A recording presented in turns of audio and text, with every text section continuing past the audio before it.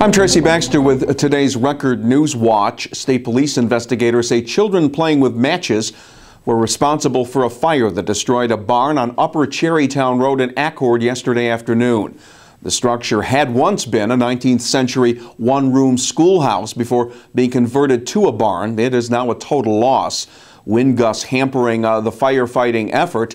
Responders say the building was totally engulfed when they arrived. The juveniles who set the fire are 8, 10, and 12 years old. The case will be handled in Ulster County Family Court. He won re-election unopposed last month. Today, Ulster County Executive Michael Hine was sworn into office to officially begin his second term. Hine's list of New Year priorities will include the continuing effort to privatize the county's Golden Hill nursing home, and he'll need to fill the post of Ulster County Social Services Commissioner. Hine will not reappoint current Commissioner Roberto Rodriguez. A national search for a successor has begun. In the meantime, Hine will appoint an interim commissioner in January. It could prevent a potentially deadly highway accident, or it could keep you from getting a DWI this New Year's Eve.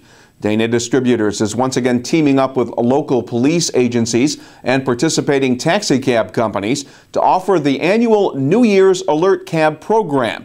It provides free cab rides to those who've had too much to drink and shouldn't be behind the wheel. Dana sales manager Tom Kennedy says over the years they've helped hundreds of revelers get home safely. It saves lives. Most importantly, it saves lives. And we see our numbers keep going up. This shows that more people are taking advantage of the program we're offering to the community. We're doing Orange Rock in Sullivan County. And what we're doing is we added more cab companies. We're up to 18 cab companies as we speak now. In the town of Goshen, we see that our DWI numbers are way down from in the past, and every year they seem to get lower and lower. So I think all the advertising and awareness has been a wonderful thing. Last New Year's Eve, about 70 rides were provided. The free cab rides within a 10-mile radius of home are given to intoxicated partiers celebrating at participating establishments from 4 p.m. New Year's Eve until 2 a.m. New Year's morning. Since 1986, Dana Distributors' Safe Rides program has provided more than 1,000 free rides to people at New Year's, St. Patrick's Day, Thanksgiving Eve, and on Super Bowl Sunday. Meantime, New York State plans to keep reimbursing counties for monitoring convicted drunk drivers who are required to install ignition interlock devices on their vehicles. The devices, with more than 5,000 installed statewide, require the driver to blow into them. The vehicles won't start if even trace amounts of alcohol are detected. A search of the Hudson River was due to resume today for the body of a Westchester County man who apparently jumped to his death off the Tappan Zee Bridge Wednesday afternoon. Police say 24-year-old Scott Uzo of Hawthorne drove to the bridge's midspan and jumped over the railing. Poor weather conditions, including stiff winds and strong river currents, prevented a full-scale search yesterday. Investigators say Uzo suffered from depression and had recently lost his job. Its potholes had become legendary to those who do business on a regular basis at the Middletown Post Office. Now, those customers are getting an after-Christmas gift. The section of the post office parking lot at Fulton Street and Wawayanda Avenue is getting a badly needed resurfacing.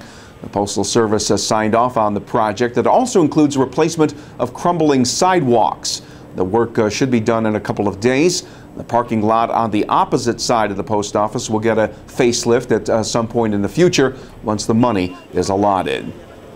And the sluggish economy didn't stop the owners of the Castle Family Fun Center in Chester from expanding its offerings. The Castle first raised its drawbridge back in 1993, opening with a mini golf center and batting cages. It has grown steadily from there. The latest venture is a $1 million expansion that includes a facility for birthday parties, group events, a stage, and an outdoor venue for large groups.